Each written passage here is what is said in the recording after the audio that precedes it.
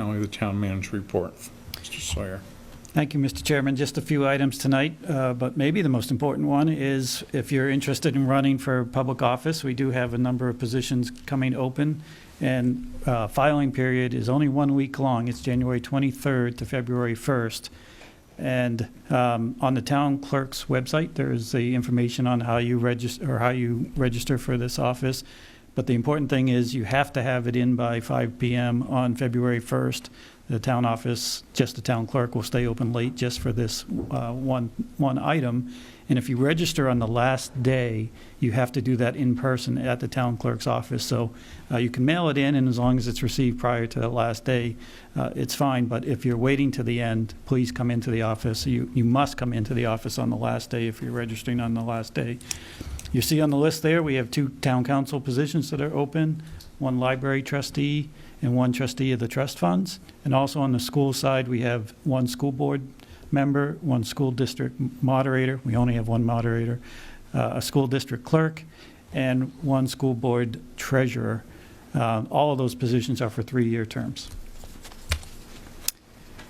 The DES has announced at the end of the year, end of 2018, the new PFAS drinking water standards. I think they're a little bit higher numbers than what we might have anticipated based on the information we were hearing all of last year, and especially with the EPA forums that were held in the state and across the country. But the PFOA standard, which is the one that has most impacted Bedford, and most of those impacted in Bedford have seen PFOA readings. I would say everybody who was getting bottled water had readings of 38 and above, all the way up to 70 and 70 and above. The standard has been 70 that we've been dealing with, but for PFOA alone has been reduced down to 38. PFOS 70. We only had a couple of properties in Bedford that had those readings, and it's still undetermined as to why those readings were so high on in those wells. And they're still standing, and this is, I think we're unique with this, where we're having also a combined standard of PFOA and PFOS of 70 parts per trillion. And then there's these 2 compounds that really we haven't discussed a whole lot in the past. I've been told by the state that there are no wells in Bedford that have readings that exceed those numbers. But we do have some wells that are outside of the areas currently getting water services brought to them that exceed that 38 parts per trillion for PFOA. It's about a handful. It's about 5 or 6. And I've asked the state for some updated mapping that just highlights those properties, and to have continued conversations as to how those properties might be handled going forward. There's a meeting next week that I'll be attending, and then the state is also planning public hearings on these new standards for the public in Concord and over in the Portsmouth Pease area, and one in the Merrimack, Litchfield, Bedford area. Those will likely take place in late February and March. So stay tuned for the dates on those. Rick? Yes. Were these formally adopted, or are these are in the rulemaking process? It's the later. It's in the rulemaking process. These are the announced standards, and they're holding the public hearings, and it's my understanding the adoption will be following those public hearings in the springtime. That's what I just wanted to make sure I was clear on that. Thank you. We do have a little bit of snow now, so you can go out quickly, I hope, and make a snowman, snow person. As you can see, this is last year's winter, 2018 winter had a snowman, but also had a snow unicorn. So feel free to broaden your horizons on your thoughts of what you want to make. As long as you have the picture submitted to our Recreation Department by the end of the month, end of January, by February 1st, you'll be under consideration. We always get some great entries, so it's always a fun time. Families and kids alike all do a great job on this, so encourage you to go ahead and submit. We do have a couple of events coming up.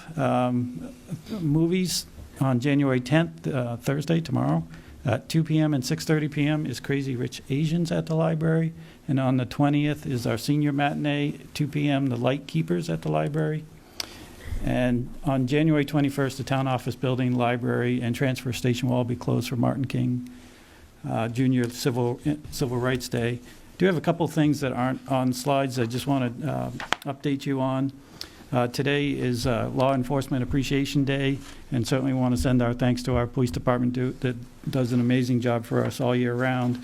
And in the text portion of the manager's report, I noted that the Chief Profonsky in his annual report will be providing to you that we've only had one residential burglary for the entire year of 2018, and that really is a credit to the work that the chief and all of his staff have done to implement the neighborhood patrols and just being visible, as well as I think a real credit to our citizens for taking a real interest and pride in their own homes and their neighbors' homes and seeing something and saying something. And it's really, really remarkable in a community this size to only have that one residential burglary. An update on a couple other items. Our solar voltaic RFP did get put out and had 3 submissions returned, but unfortunately 2 came in late and can't be accepted, and the one that was received in time did not meet the qualifications of the RFP. So I'm working with Councilor Van Dazen and Energy Commission to reissue that RFP with some clarifications, so hopefully we either have more respondents, but clearly make sure they're all able to be reviewed, and hopefully we'll have something fairly quick on that. We'll keep the turnaround on that fairly short.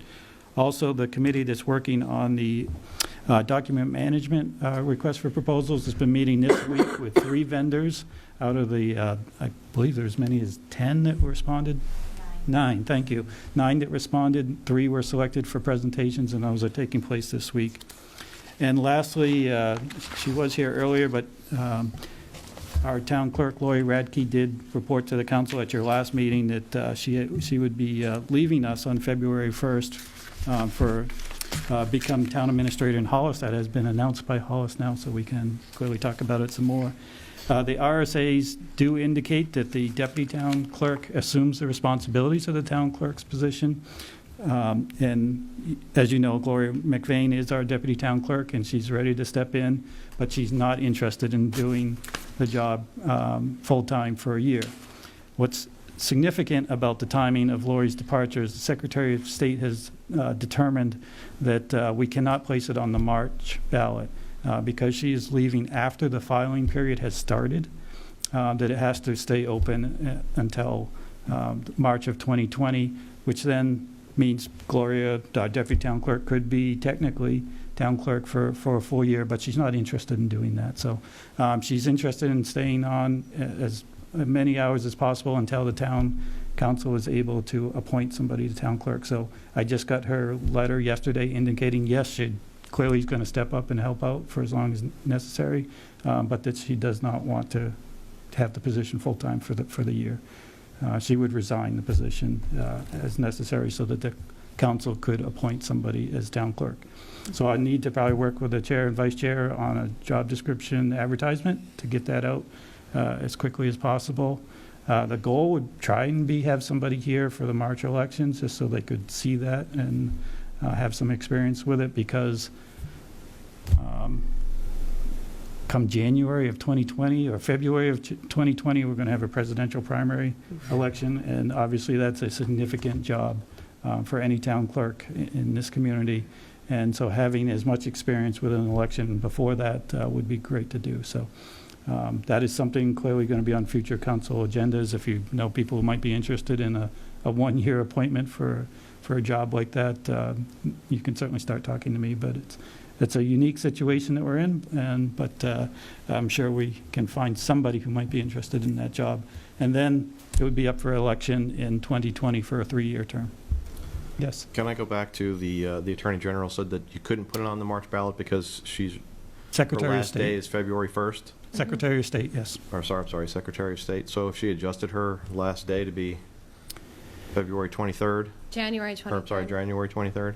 It's 22nd, I believe. It would have to be before the filing period opened, but that's possible. We know that she's but- resigning. Yeah. I agree with you that What- the logic is strange, but that's what's been determined. I like where you're going with that. Yeah, is there... She said we could put it on the ballot. I agree with you, but I talked to her about that, and the last conversation we had, she was not interested. Even if it's in the best interest of the town. We could discuss that a little bit Right. further in non-public if you'd like. Is there some sort of... I guess you can't really appeal the Secretary of State's decision, could you? spoke with the town attorney, and he said that he couldn't overrule what the Secretary of State had said. No, but couldn't we challenge it? I mean, that's ridiculous. We know that she's leaving. We could put it on the ballot, no problem. Just because her last day is the end of the filing period doesn't mean that we don't know that it's happening and that we need a new town clerk. Why don't we wrap this up and go into non-public on personnel? Okay. That's all I have.